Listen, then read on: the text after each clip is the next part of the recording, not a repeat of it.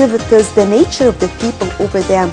All these things are in Marsa Matruh, one of the most beautiful places that actually one must visit and learn more about this place. Today we have the pleasure to have with us Mrs. Amy Sarkis, and she's the founder of the initiative Truly Love Egypt. First of all, good morning. Good morning to you. A very good morning to you. First, are we talking about Marsa Matruh city or Matruh governorate? Well, both actually, because we're talking about Marsa Matruh and Alamein. So then it's the governorate. It's the governorate of the area Matruh. itself, yeah. Let's have a quick look first on the history of this province. Okay. Well, the ancient Egyptians called it ammonia, which comes not from ammonia, the chemical thing, but from Amun, because of it being like a stopover for them when they were on their way to the Oracle of Amun in Siwa. And we talked about Siwa before, right? It was called something else by the Ptolemies and the Byzantines. It was called Paratonian, okay? I'm not really sure why there. That's the history of Marsa Matruh city, okay, the town itself. Alamein is, of course, much later than that, the history of Alamein. The history started in the World War II, when there was, of course, the war between the Axis and the Allies, and the site of Alamein was the decisive battle for World War II. And that's why many films were done about the area. So that's the history of those that area, right? Of course, if we continue with the site of Alamein first, okay? I'm sure you know Rommel, the Italian commander.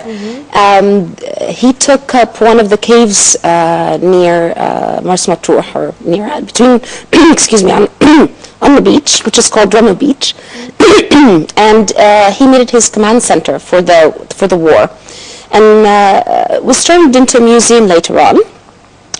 It has maps in his own writing, or his own drawing of maps, which were his plans for the war, right? And near the Battle of Alamein, you also find the Alamein tombs of the different memorial sites for Germans, the Commonwealth memorials. Yes, okay. Yeah, the troops that died there, right? And they all have distinctive features, of course. Yeah. So, like for example, the German one is octagonal, and it has an obelisk. So they tried to make it more like German Egyptian, Egyptian taste, or ancient Egyptian taste, I should say. And the Commonwealth, of course, has the tombs of all the people, the soldiers who were under the British rule, right? The Italian one is interesting because it's one of the most visited in the world, and it has a chapel and a mosque. And the reason why it has a mosque is because there are, of course, Libyan troops who were buried there, and that's because at that time Italy invaded Libya. Yeah, exactly. So that's the really interesting thing about Alamein. And also there's, of course, a war museum there. And the War Museum is divided into several sections, and each has different war artifacts depending on the country. Yeah, and as you walk through the museum, you hear this audio of the two sides, the Axis and the Allies, telling their part of the story of the war. So it's really interesting. People should go and see it.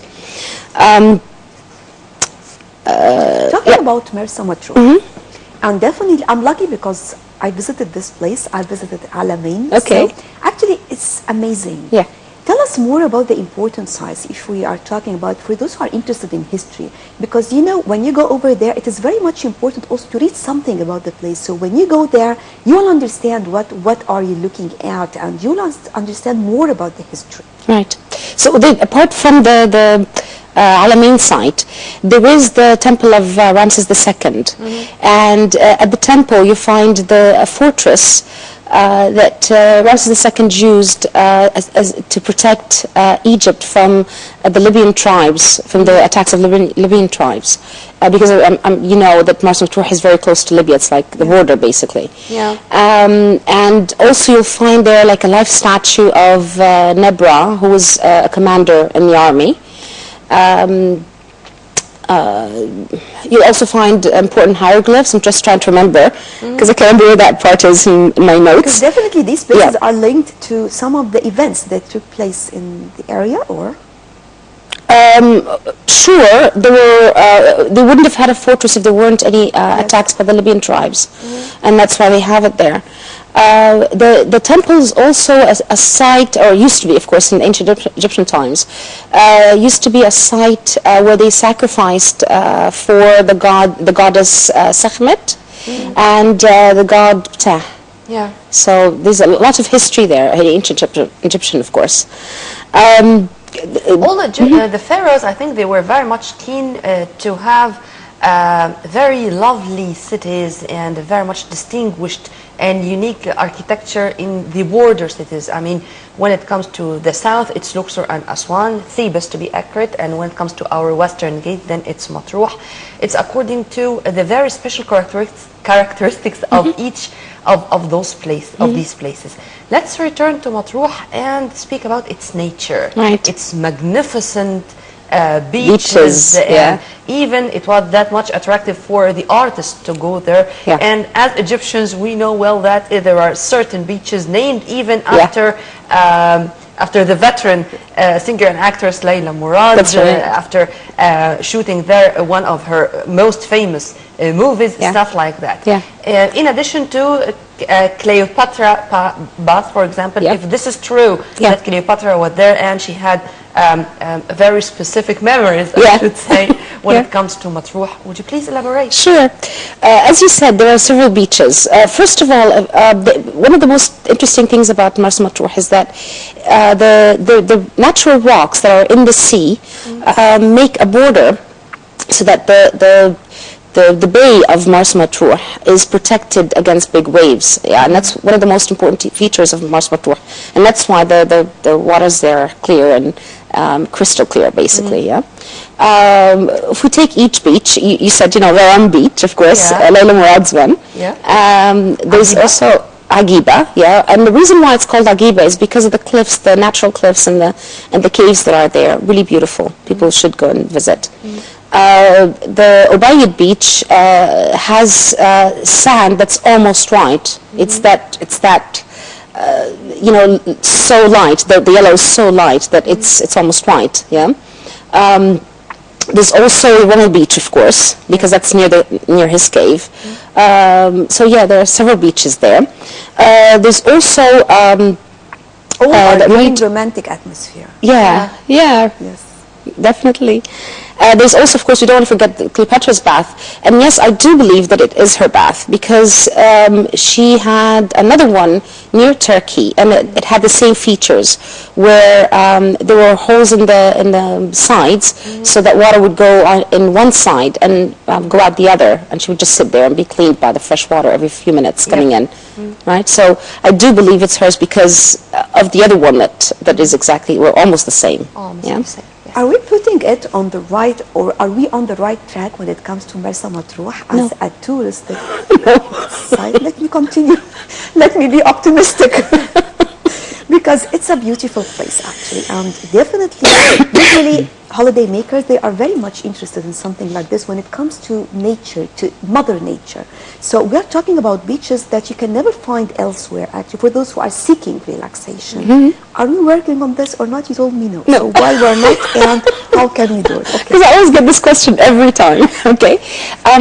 Basically, Egyptians know about it. So domestically, yes, there is domestic tourism, okay? And Egyptians do know that part of the day activities, for example, is that it's so laid back that anyone, man, woman, child, can go biking in Marsa Matruh and no one would bother them, but worldwide, no, we're not promoting it. It's just like all the other cities in Egypt that have so much for people to see, and we only promote the ones we know. Resorts, not the Med reports. Sorry?